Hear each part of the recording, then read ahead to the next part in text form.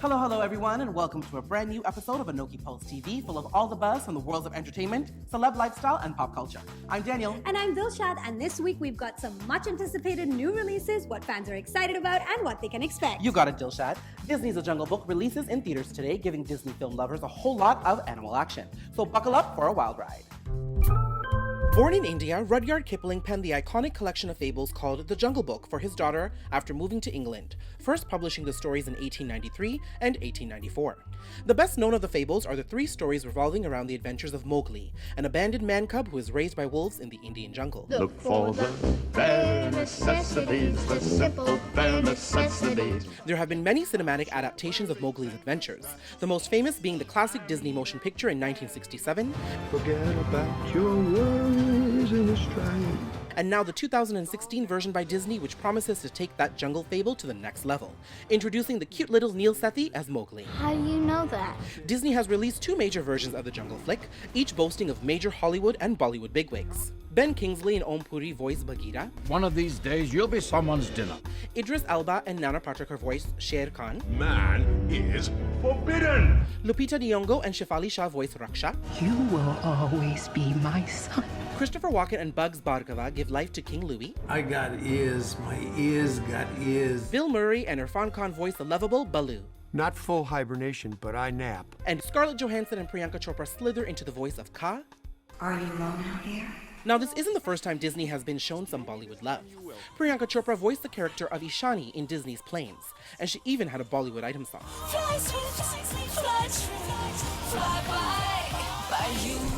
Disney also partnered with Yash Films to bring Roadside Romeo to audiences, with the lead doggy pair voiced by Saif Ali Khan and Kareena Kapoor Khan in a story about puppy love on the streets. And finally, Disney and Pixar partnered to create the Oscar-nominated Sanjay Super Team, which picturizes Hindu deities in the imagination of a young child named Sanjay.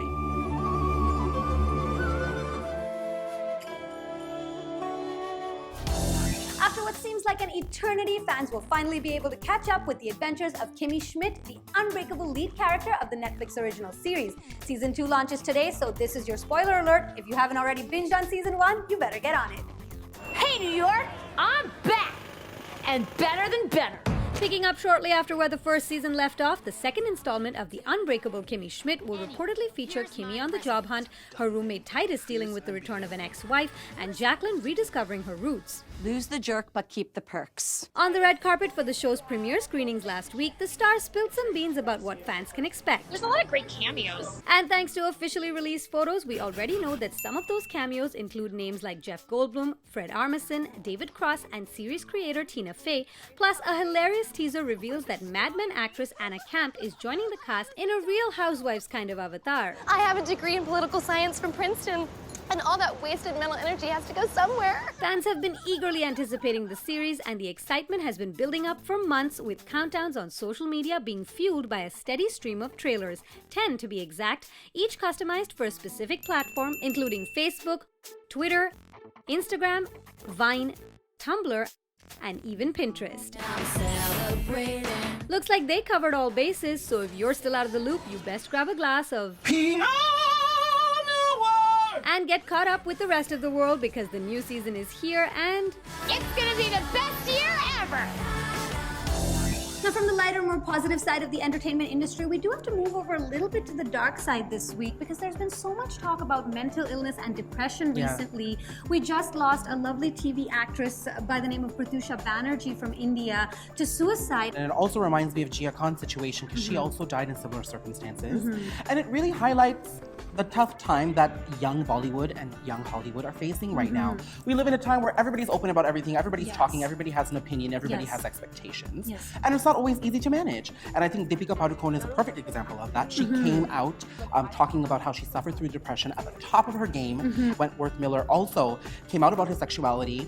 He talked about being depressed and being fat shamed and how it really affects the human psyche. So it is a tough time. You know, with everybody on social media, Twitter, Instagram, Facebook, Yes. you're out there, you want to connect with your fans, but it's also opening up these young actors to a lot of criticism. And it almost brings me to the question, like, is the entertainment industry at this time, the way it exists right now, almost a breeding ground, you know, conducive to this kind of anxiety and this kind of mental illness, almost maybe even more than other industries, and also with people not necessarily talking about it in the best way, and even the representations that you see in cinema and on television might not be conducive to a conversation about it. And you know, you bring up a good point with the representation, because when it comes to Hollywood, there have been problematic portrayals of mental illness on screen, but Bollywood knocks that out of the water. Absolutely. The portrayals we've seen in Bollywood cinema are completely unrealistic. They make it's a caricature. They make those suffering from mental illness a joke, and it reminds me of Paresh Rawal's character in Raja, where he was suffering from a mental illness, but he was seen as just being a degenerate, not being worthy to be in society. And I think that if we don't find a way to portray things in a realistic way, it's not going to open up the conversation for a topic that's already taboo in our South Asian culture. It's kind of like the actors themselves are stuck in this loop where on the one hand they're suffering from it, but on the other hand they're not able to really represent it through their craft.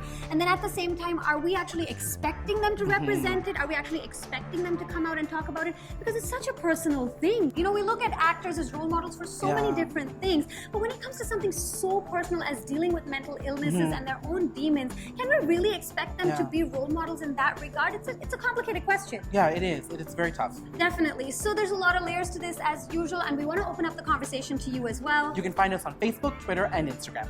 That's right. That's it from us. Ta-ta till next time. Ciao. Don't forget to stay in the loop for your weekly dose of entertainment glitz and glam with ANOKHI PULSE TV. That's right. And make sure to subscribe to our channel for exclusive access to all that's happening behind the velvet rope.